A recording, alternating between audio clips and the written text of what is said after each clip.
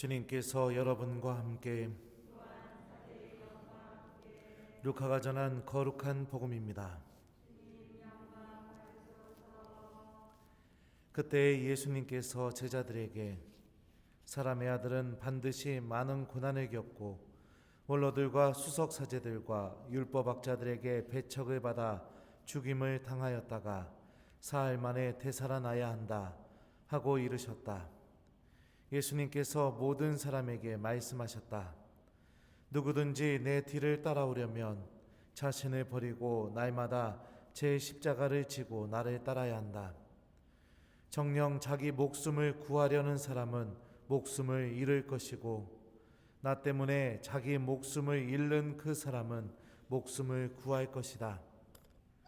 사람이 온 세상을 얻고도 자기 자신을 잃거나 해치게 되면 무슨 소용이 있느냐.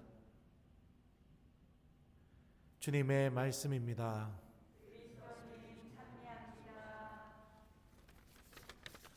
오소서 성령님,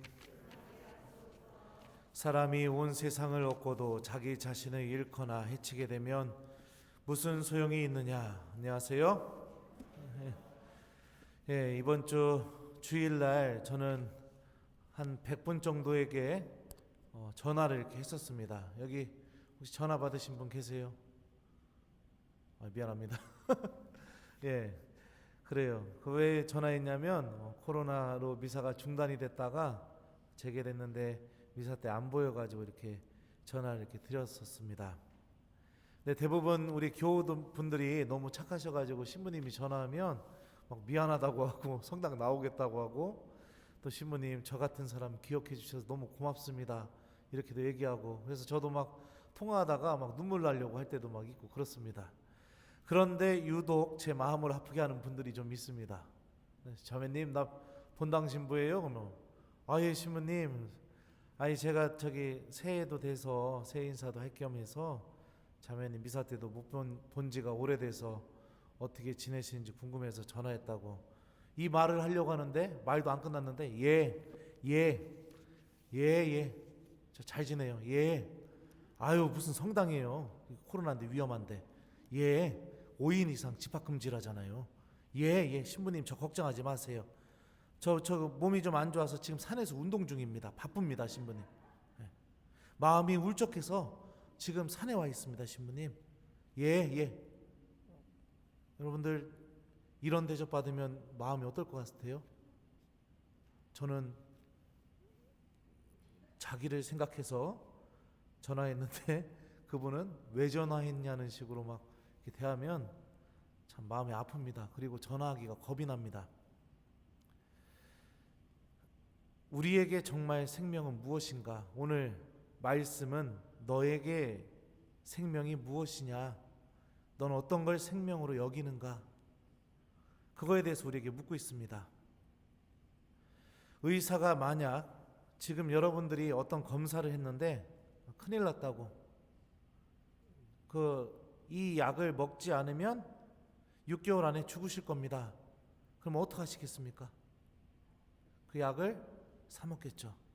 아무리 비싸도 사 먹겠죠. 빚을 내서라도 사 먹겠죠. 그리고 이 약을 먹는 동안에 이러한 음식은 꼭 피하셔야 됩니다 하면 어떻게 하겠습니까? 그 음식이 스치기만 해서도 절대로 안 먹겠죠. 그죠? 그리고 이 약을 먹는 동안에 이런 음식도 피해야 되지만 이런 운동도 꼭 해야 됩니다 하면 어떻게 하겠습니까? 반드시 하겠죠. 그죠?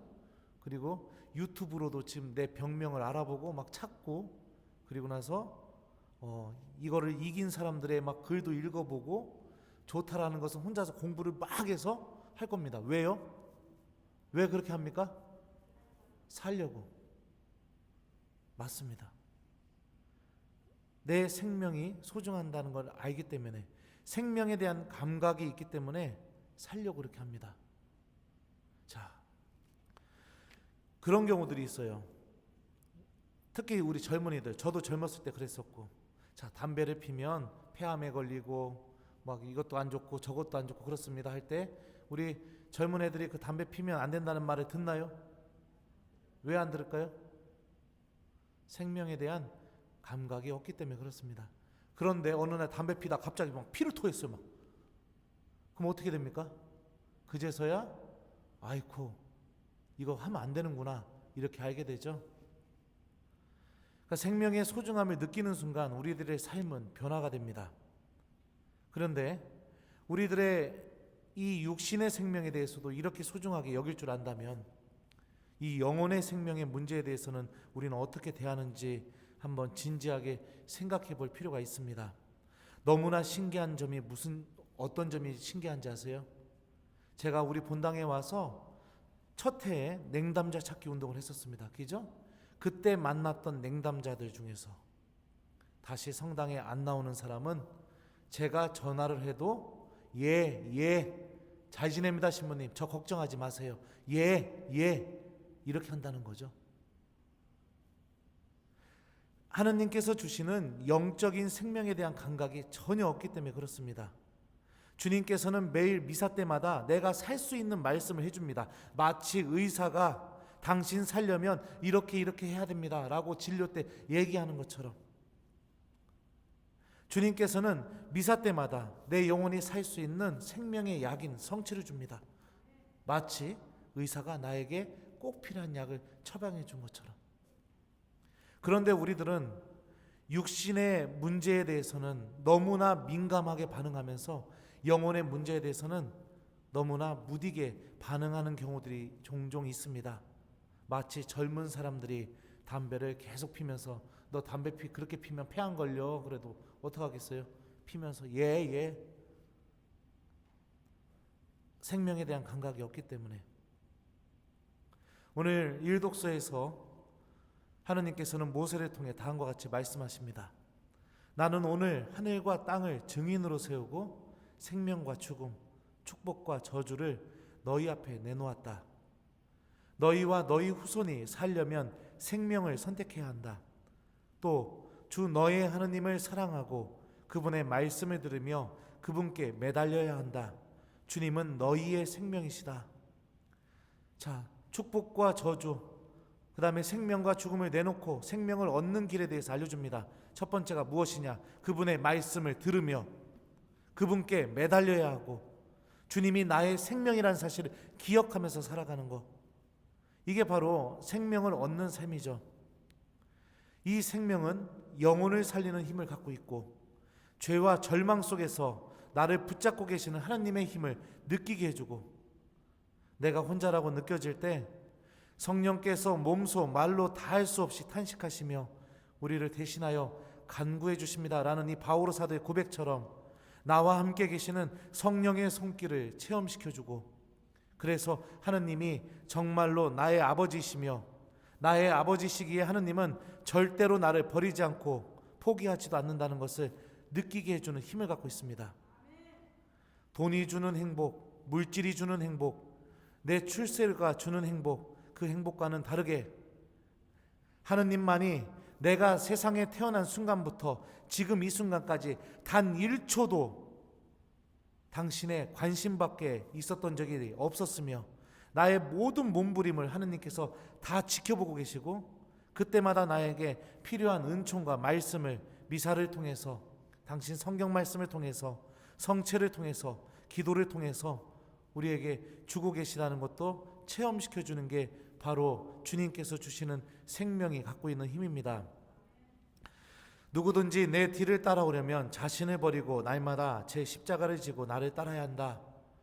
예수님이 오늘 제자들에게 이렇게 말씀하시죠. 제자들 뿐만 아니라 오늘 복음에서는 모든 사람에게 말씀하셨다라고 이렇게 표현이 되어 있습니다. 십자가가 어떤 의미입니까?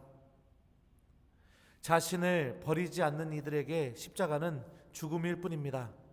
하지만 신앙을 갖고 있는 이들에게 십자가는 부활이라는 생명을 가져다주는 은총의 통로입니다. 자신을 버릴 줄 모르는 이들에게 십자가는 고통이고 형벌이며 피하고 싶고 다가가고 싶지 않는 그런 장소입니다. 하지만 믿음을 갖고 있는 모든 이들에게는 하느님의 모든 말씀이 이루어지는 신비가 담겨져 있습니다. 그러기에 바오로 사도는 코린토 1서에서 다음과 같이 말씀합니다. 멸망할 자들에게는 십자가에 관한 말씀이 어리석은 것이지만 구원받을 우리에게는 하느님의 힘입니다. 하느님의 가치, 기도하는 거, 미사에 나오는 거, 그분의 말씀을 기억하고 살아가는 거, 그것을 내가 어리석은 것으로 대하고 있다면, 다시 말한다면 가치 없는 것, 하지 않아도 되는 것, 신경 쓰지 않아도 되는 것, 나의 삶과 전혀 무관한 것으로 대하고 있다면 우리들은 멸망으로 걸어가고 있는 사람들이 될 것입니다. 사람이 온 세상을 얻고도 자기 자신을 잃거나 해치게 되면 무슨 소용이 있느냐? 무엇을 얻으면서 살아가고 있는지 한번 성찰해 봤으면 좋겠습니다. 우리의 삶은 무엇을 생명으로 여기고 나는 무엇을 생명으로 얻으면서 살아가고 있는지, 오늘이라는 나의 하루를 잘 들여다보면 내가 무엇을 생명으로 여기면서 살아가는지를 알 수 있을 겁니다. 기도하셨다면, 하느님의 말씀이 있었다면, 하느님께 의지하는 마음이 있었다면 여러분들은 영원한 생명을 얻으면서 살아가고 있는 신앙인들입니다. 코로나19로 인해서 우리는 열정적인 봉사도 할 수 없고 함께 모여 회합을 하거나 기도를 하기도 어렵고 같이 식사를 나누면서 서로를 위로해주고 담소를 나누면서 기뻐할 수도 없고 신앙 안에서 그 어떤 것도 이웃들과 함께하기가 어려운 시기입니다. 하지만 이 특별한 시기 동안 하느님께서는 우리에게 진짜 신앙을 가르치고 있습니다. 믿음이라는 것은 기도를 통해서 이루어지는 것이고, 믿음이라는 것은 하느님 말씀에 대해 말씀이 이루어진다는 믿음을 통해서 살아가는 것이고, 믿음이라는 것은 내가 무엇인가를 열정적으로 하기에 앞서 하느님과 함께하는 시간을 갖는 것을 통해서 이루어진다라는 것을 지금 가르치고 있습니다. 그리고 이 특별한 시기를 통해서 배우게 된 우리 교우 여러분들은 이 다음에 지금보다 더 어떤 위기가 찾아온다 하더라도 생명을 향해서 걸어나가는 그분의 자녀가 될 거라고 저는 생각합니다. 오늘 아침에도 많은 분들이 성체주배하러 성당에 나왔습니다. 얼마나 제가 감동이었는지 모릅니다. 하느님의 말씀을 가까이 하고 평일에도 미사에 나오고 성체 앞에 앉고, 여러분들 지금 이렇게 하고 있는 거 하느님 앞에 나아가게 됐을 때 빛처럼 빛이 날 겁니다. 그래서 여러분들이 내가 무의미한 선택을 하지 않았다라는 것을 그때 증명해 줄 겁니다. 그러니까 그 믿음을 갖고 지금 이렇게 하고 있는 좋은 모습들, 생명을 얻기 위해서 노력하고 있는 이 신앙의 좋은 모습들을 간직해 나갔으면 좋겠습니다. 신부님이 여러분들의 모습을 바라보면서 마음 아파하고 어쩔 줄 몰라하고 그러지 않았으면 좋겠어요. 잘하고 계시니까 조금만 더 이렇게 열심히 하나님 안에 머무는 생명을 얻는 신앙인이 되도록 노력했으면 좋겠습니다. 숙제 주겠습니다. 오늘 하루 마무리하시면서 이미 여기 미사에 오신 분들은 다 하느님께서 주시는 영적인 생명을 잘 얻으면서 살아가고 있는 사람들이라고 생각합니다. 신앙의 십자가를 잘 짊어지고 걸어가고 있다고도 생각해요.